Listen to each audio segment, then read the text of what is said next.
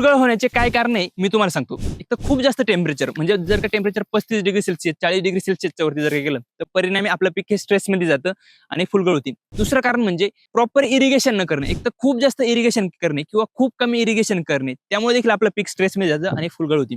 तिसरं कारण म्हणजे न्यूट्रिएंट डिफिशियन्सी. कॅल्शियम झालं, बोरॉन झालं, पोटॅशियम झालं, यासारख्या अन्नद्रव्यांची जर का आपल्या पिकाला कमतरता जर का जाणवली तर देखील फुलगळ होऊ शकते.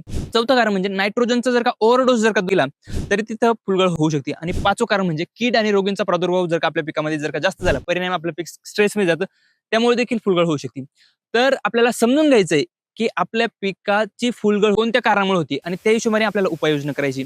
आपल्या पिकाला जैविक आणि अजैविक ताण जर का जाणवला, परिणामी आपल्या पिकाची फुलगळ होती. तर यासाठी तुम्ही जी काही फवारणी करणार आहे कीड आणि रोगांसाठी, त्यासोबत आपल्याला नोवाझाईमचा वापर करायचा आहे. 2 मिली प्रति लिटर पाण्यात मिक्स करून सोबत बॅलन्स स्टिकचा वापर करा. पिकावरती आलेला जो अजैविक आणि जैविक ताण आहे हा कमी होईल, जास्तीत जास्त फुलकळी इथं सेट होईल आणि आपल्याला जास्तीत जास्त रिझल्ट भेटतील.